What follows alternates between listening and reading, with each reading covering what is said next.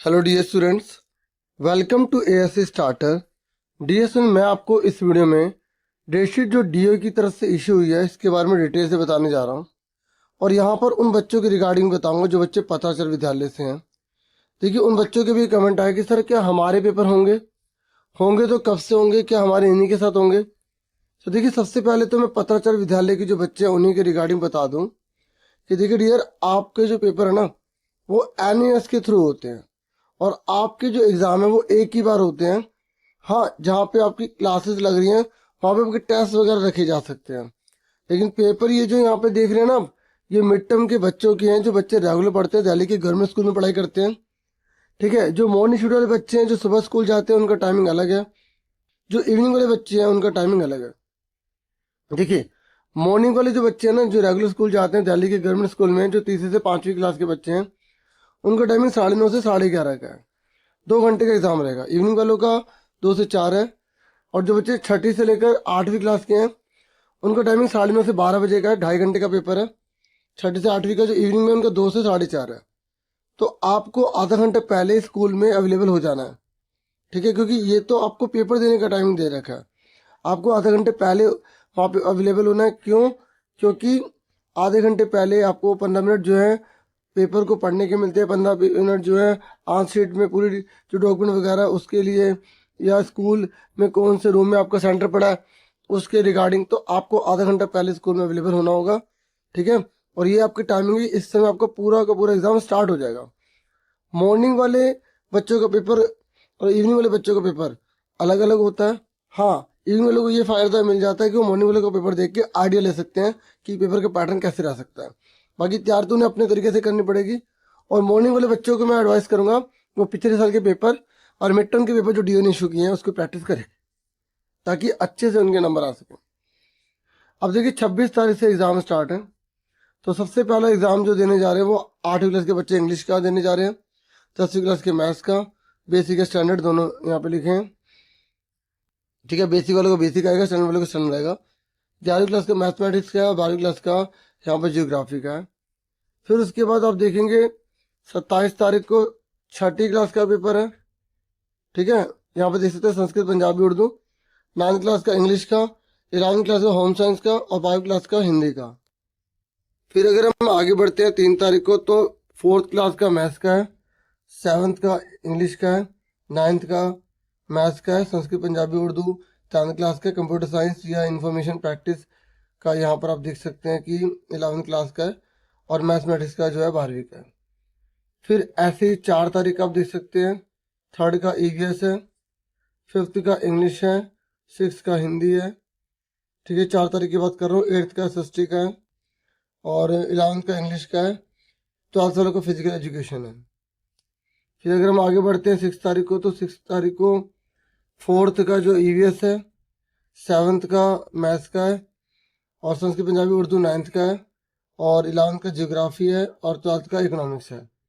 अगर हम 8 तारीख को देखें तो 8 तारीख को इंग्लिश का है 3rd का, 5th का ईवीएस, 6th का मैथ्स और साइंस का है 8वीं क्लास का, हिंदी का है 10th क्लास का और फिजिक्स एंड पॉलिटिकल साइंस का है 11वीं क्लास का और 12वीं क्लास का है सोशियोलॉजी इंजीनियरिंग ग्राफिक्स का। अगर हम 9 अक्टूबर की बात करें तो 9 अक्टूबर को थर्सडे है और 4th क्लास का जो है इंग्लिश का है, 7th क्लास का हिंदी का है, 9th क्लास का एसएसटी का है और 10वीं क्लास का अपैरल जो आईटी वगैरह, इंफॉर्मेशन टेक्नोलॉजी, एफएम जो सब है इसी दिन है। और फिर 11th class sociology engineering graphics business study का है 9 तारीख को 12वीं क्लास का। फिर 13 तारीख को 3rd क्लास का है मैथ्स का, 5th वालों का हिंदी का, 6th वालों का इंग्लिश का, 8th वालों का मैथ्स का, 11th का इकोनॉमिक्स का है और फिजिक्स या पॉलिटिकल साइंस दोनों में से जिसके जो स्ट्रीमर्स के हिसाब से 12वीं का है। फिर 14 तारीख को हिंदी का, ठीक है, 4th क्लास का, 7th क्लास का एसएसटी का और 9th का साइंस का है, 10th का इंग्लिश का है। 11th वालों को संस्कृत या बायोलॉजी जो बच्चे के पास सब्जेक्ट है। 12वीं वालों के पास कंप्यूटर साइंस या इंफॉर्मेशन प्रैक्टिस का है। फिर उसके बाद अगर हम 15 तारीख को देखते हैं, 15 तारीख को 3rd क्लास का हिंदी का, 5th वालों का मैथ्स का, SST का 6 का, 8th का हिंदी का, हिस्ट्री वाले 11th वालों का, ब्यूटी एंड वेलनेस का है 12वीं क्लास वालों का। फिर अगर हम 16 तारीख को देखें तो 16 तारीख को इनके पेपर ख़त्म हो गए हैं, अब इनकी क्लासेस लगेंगी, स्कूल की पढ़ाई स्टार्ट हो जाएगी। ठीक है, 6ठी वाले को भी छुट्टी रखी गई है, यहाँ पर देख लो। और 7वीं क्लास का संस्कृत पंजाबी उर्दू, 9वीं क्लास का हिंदी का, 11वीं का ब्यूटी एंड वेलनेस और 12वीं का इंग्लिश कोर।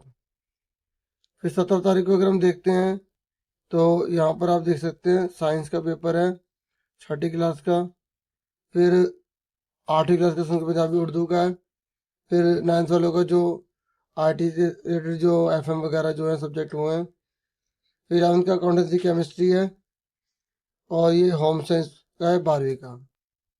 फिर अगर हम आगे देखें 18 तारीख को साइंस का पेपर है 7वीं क्लास का, 10वीं क्लास का भी साइंस का पेपर है, फिजिकल एजुकेशन 11वीं का और संस्कृत को और ये बायोलॉजी का जो है वो 12वीं क्लास वाले बच्चों का पेपर है। अगर हम 24 तारीख को आ जाएं तो ज़्यादा सब बच्चों के पेपर ख़त्म है। 10th वालों का SST का है, सबसे लास्ट में दिया गया है 24 तारीख को। फिर बिजनेस स्टडी का 11वीं का, हिस्ट्री का 12वीं वालों का। फिर 25 तारीख को 11वीं का हिंदी का और अकाउंटेंसी केमिस्ट्री 12वीं का।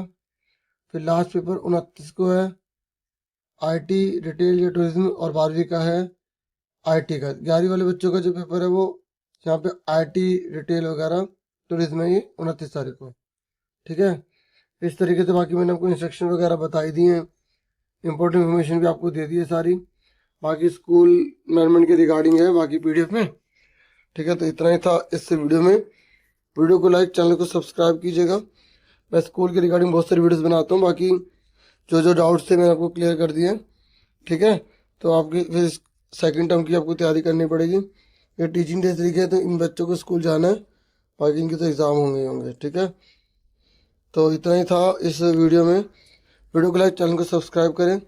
बाकी एक बार और यहाँ जो लिखा है कि मॉर्निंग वाले बच्चों को और अपने टाइम से आधे घंटे पहले पहुँच जाना है, इवनिंग वाले को भी, ताकि उनको बाद में किसी प्रकार की प्रॉब्लम ना हो। डेट शीट अपने ध्यान में रखना और कंफ्यूज बिल्कुल मत होना। फिर टंग के पेपर इशू किए हुए हैं, उनकी प्रैक्टिस खूब करना। इतना ही था इस वीडियो।